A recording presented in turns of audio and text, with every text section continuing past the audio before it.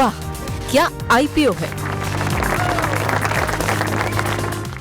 Primary market की जहां तक बात है तो सर सबसे पहले एक नया आईपीओ जो आज खुल रहा है वो है KSH इंटरनेशनल का। इसके जरा एक कुछ बेसिक डिटेल्स आपके सामने रख देता हूँ। 365 से 384 रुपये का इसका प्राइस बैंड है। 710 करोड़ रुपए का इशू है। 420 करोड़ रुपए कंपनी को मिलेंगे और 290 करोड़ रुपए का OFS है।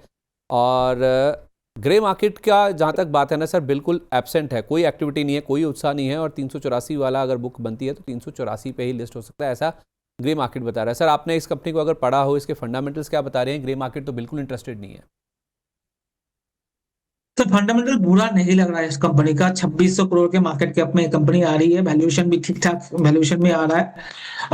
यस, ग्रे मार्केट में नहीं दिख रहा क्योंकि एक्सपोर्ट में है, और एक्सपोर्ट में अभी इंडिया में दिक्कत चल रहा है, चाहे यू हो, चाहे वो यूरोप हो, चाहे वो यूएस हो, टैरिफ एंड ऑल दैट। इसलिए हर एक बंदा एक्सपोर्ट वाली कंपनी से अभी थोड़ा दूर रह रहा है, और ये एक अच्छा अपॉर्चुनिटी दे सकता है लॉन्ग टर्म के लिए।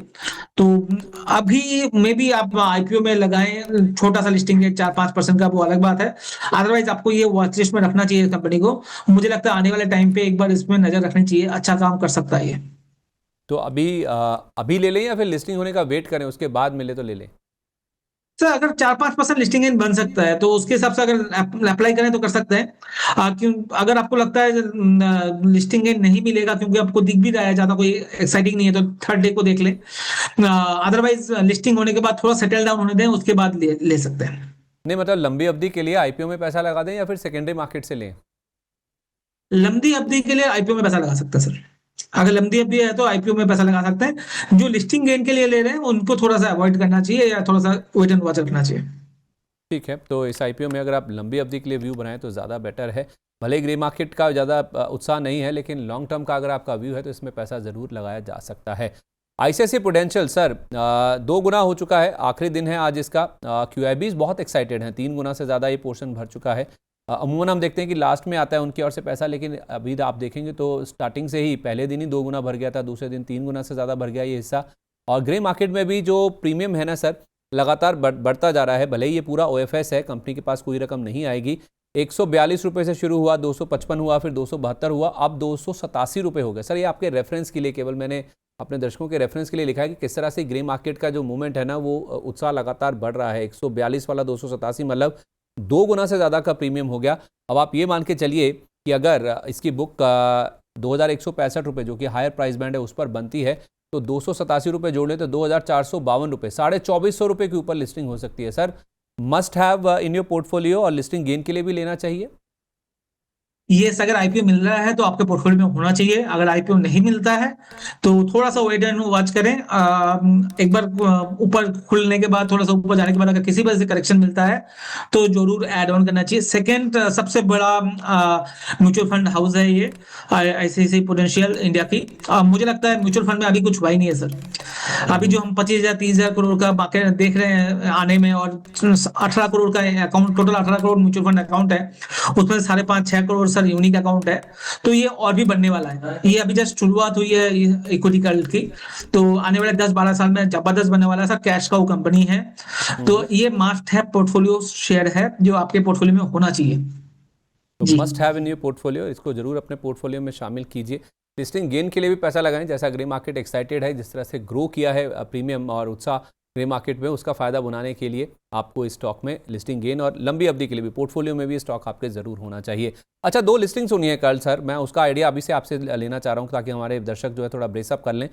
एक पार्क मेडिवर्ल्ड, जो पार्क हॉस्पिटल्स नाम से चेन चलाती है कंपनी, उसकी लिस्टिंग होनी है। 162 रुपये का इशू प्राइस और 6 रुपये के प्रीमियम पर ग्रे मार्केट मान के चल रहा है कि 168 रुपये पर यह लिस्टिंग हो सकती है। वैसे इशू अच्छा भरा था सर, 8 गुना से ज़्यादा भरा था। QIB का पोर्शन 11-11.5 गुना, NII का हिस्सा भी 15 गुना भरा था। तो NII सर उसी IPO में पैसा लगाते हैं जहाँ पे लिस्टिंग गेन होने की संभावना होती है, लेकिन ग्रे मार्केट उतना उत्साहित लग नहीं रहा है सर, केवल 6% के आसपास। तो 4% के आसपास आप 6 रुपये का 4% के आसपास का प्रीमियम मिल रहा है। अगर इतना ही प्रीमियम मिलता है तो लेके निकल जाना चाहिए, या आपको लगता है कि नहीं और आप मुँह आ सकता है?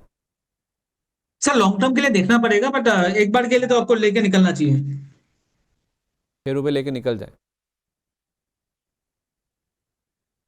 ठीक है, परफेक्ट है। तो 6 रुपये मिल रहे हैं, लेके निकल जाना चाहिए। सर दूसरा नाम है नेफ्रो केयर हेल्थ सर्विसेज का, जिसका नेफ्रो प्लस के नाम से ब्रांड भी है। ₹460 का इसका सर इशू प्राइस है।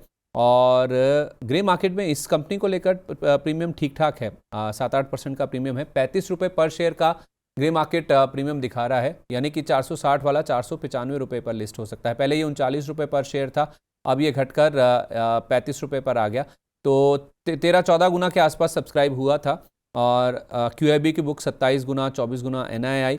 रिटेल का थोड़ा उत्साह कम था, 2-2.5 गुना के आसपास ही भरा है। कुल मिला के देखें तो 14 गुना के आसपास से सब्सक्राइब हुआ था। इसमें सर पैसा लगाना चाहिए, कल जब लिस्टिंग होगी तो ₹495 पे अगर मिले तो निकल जाना चाहिए। एक बार के लिए सब प्रॉफिट बुक कर लें, मगर ये बहुत ही छोटी कंपनी है, 100-150 करोड़ की मार्केट कैप में आ रही है। मेरे हिसाब से अगर ये स्टॉक चल गया तो बहुत मल्टीबैगर बन सकता है, बट ये मैं अगर की वर्ड यूज कर रहा हूँ। एक बार के लिए तो आप चाहो तो उसको होल्ड करें, चाहो तो आप निकल जाओ, क्योंकि वैल्यूएशन उसके हिसाब से जस्टिफाइड नहीं है जिस हिसाब से आ रहा है। वैल्यूएशन थोड़ा सा महंगा पड़ रहा है स्टॉक का, but may be long term में ये अच्छा करे। एक बार मुझे एक ठीक। बार वापिस इसमें रिव्यू करना पड़ेगा लॉन्ग टर्म के लिए। लास्ट अगर आप देखेंगे 2013 में 22 में ये 3.5 करोड़ का सेल कर रहे थे सर, 2023 में 18 करोड़, 24 में 28 करोड़, 25 में 46 करोड़, और इस साल प्रोजेक्शन है 68 करोड़ का करने का। मैं प्रॉब्लम कहाँ हो रहा है, प्रॉब्लम है इनका नेट प्रॉफिट उसके हिसाब से ग्रो नहीं कर रहा, और उसका मेन रीजन है इनका जो है डेप्रिसिएशन कॉस्ट ज्यादा बढ़ रहा है, और वो ठीक है, तो वो बुक में एडजस्ट हो रहा है। तो लॉन्ग टर्म के लिए मुझे लगता है ये स्टॉक अच्छा कर सकता है। ये स्टॉक आपके वाच लिस्ट में रखिए, 7-10 दिन एक बार सेटल डाउन होने दीजिए, उसके बाद वापस लेने की सोचें, एक बार तो प्रॉफिट बुक कर लें। मतलब एक बार इसमें से लिस्टिंग गेन लेकर निकल जाएं, बाद में नीचे मिले तो लॉन्ग टर्म के लिए भी इसको कंसिडर कर सकते हैं। जी ठीक है, परफेक्ट है। अच्छा, कुछ एक सवाल आए हैं सर दर्शकों की ओर से IPO सेगमेंट को लेकर ही।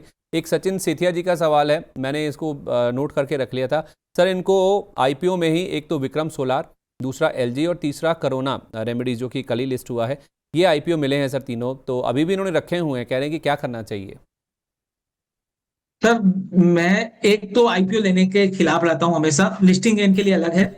लिस्टिंग गेन हो या लॉस हो, आईपीओ से एक बार निकलिए, 15-20 दिन, 1 महीना दीजिए उस स्टॉक को सेटल होने के लिए। आप देखेंगे 90% स्टॉक सर आईपीओ में जो आता है वो स्टॉक अपने आईपीओ प्राइस से नीचे आ जाता है, चाहे वो 1 महीना, 2 महीना, 3 महीने के अंदर आ जाता है। जो नहीं आता वो अच्छा होता है, तो मैं 3 महीना के बाद लेके मैं उसमें अच्छा पैसा बना सकता हूँ। अब विक्रम सोलर देख लीजिए, आईपीओ आया, ऊपर गया, ऊपर जाने के बाद जिस तरह से ये करेक्शन आ रहा है, अब जो पैसा चला गया सर उसका 50%, 40% चला गया। तो क्या मतलब हुआ उस लिस्टिंग गेन का भी, और क्या मतलब हुआ ऐसे मार्केट में 3,000 स्टॉक है जो ट्रेडेबल है, आप ट्रेड कर सकते हैं उससे, उसी स्टॉक में। आईपीओ वाले स्टॉक में क्यों करना है? एक बार इसको अपना बिजनेस दिखाने दीजिए। कोई भी जब आईपीओ आता है तो आईपीओ में सबसे बड़ा बेनिफिशियरी 2 आदमी होते हैं, एक है प्रमोटर और दूसरा है मर्चेंट बैंकर। कोई भी आप अपना माल भी ऊपर ही बेचना चाहोगे हमेशा। बिल्कुल। हर एक बंदा, मैं भी पर्सनली कोई भी चीज रखूंगा तो उसको ऊपर ही बेचने की कोशिश करूंगा, नीचे जी। बेचने की नहीं। तो वो अपना प्राइस तो ऊपर रखेगा, टेबल के ऊपर ज्यादा छोड़ते नहीं है ज्यादातर आज के दिन पे कोई भी। तो आईपीओ में लिस्टिंग गेन में जो हाइट हो रहा है, लिस्टिंग गेन में लीजिए और निकल जाइए। मेरा यही लॉजिक है सर आईपीओ में, और क्या बोलूं मैं। आईपीओ में मेरा तो सिंपल लॉजिक है, लिस्टिंग गेन में लीजिए, उसके बाद जितना भी अच्छा स्टॉक लग रहा हो, मैं 15-20 दिन, 1 महीना देखता हूँ, उसके बाद उसमें अगर अच्छा लग रहा है तो मैं 20% ऊपर महंगा खरीदने के लिए तैयार हूँ, उसमें कोई दिक्कत नहीं। ठीक है। अच्छा सर, कल 2 IPO लिस्ट हुए थे, एक करोना, एक इनकी लिस्ट में है। अच्छा लिस्ट हुआ, 1470 तक आई थिंक गया था। आज इसमें करेक्शन आ रहा है, थोड़ी प्रॉफिट बुकिंग आ रही है, 3% नीचे है, ₹1400 के आसपास आ गया। कल हमारे साथ बिबू जी ने शायद ₹1400 का एक स्टॉप लॉस दिया था, तो ₹1400 का लेवल भी टूट गया है सर। अब ज़्यादा आपके पास डेटा नहीं है मैं समझता हूँ, लेकिन वीवैप के हिसाब से अगर आप कुछ गाइड कर पाएँ सर, क्या इंपॉर्टेंट लेवल्स टूट गए हैं, निकल जाना चाहिए इसमें से? सर जब तक ये क्लोजिंग बेस पे और 1.5-2 महीने के बाद में 1475 के ऊपर ट्रेड नहीं करता, तब तक अवॉइड होना है।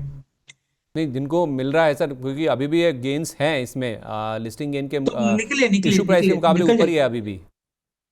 सर, निकल जाइए, निकल जाइए, प्रॉफिट बुक ठीक है, कीजिए। परफेक्ट है। ऐसा ही सर एक वेकफिट इनोवेशंस है, उसमें भी निकल जाएं।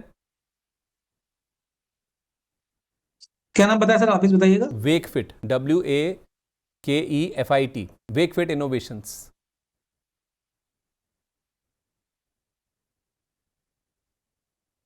सर इसमें आप चाहे तो स्टॉप लॉस मेंटेन कर लीजिए 185 का। 2-4 रुपए बन रहे हैं सर इसमें इशू प्राइस से अभी। हाँ वही बोला 180, आपको अगर रखना है तो 185 का स्टॉप लॉस देखिए, मेरे हिसाब से तो निकल जाए, मैं ठीक निकाल है। लेता। एक सर मीशो देखिए जिसकी लिस्टिंग अच्छी हुई थी। उमेश गुप्ता जी का सवाल है, कह रहे हैं कि मैंने 170 रुपये पे बाय किया हुआ है मीशो, अब तो लिस्ट हुए दिन हो गए इसको, तो 170 पे अगर किसी ने लिया है मीशो तो उसको क्या करना चाहिए?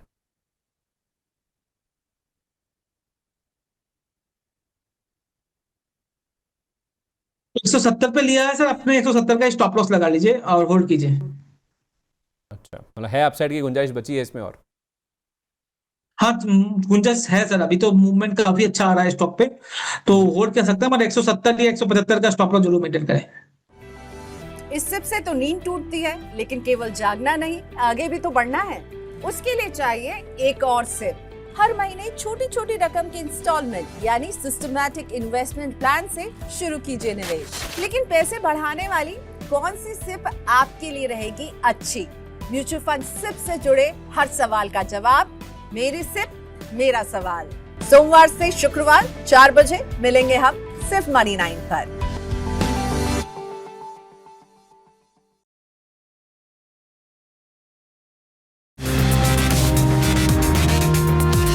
वाह, क्या आईपीओ है।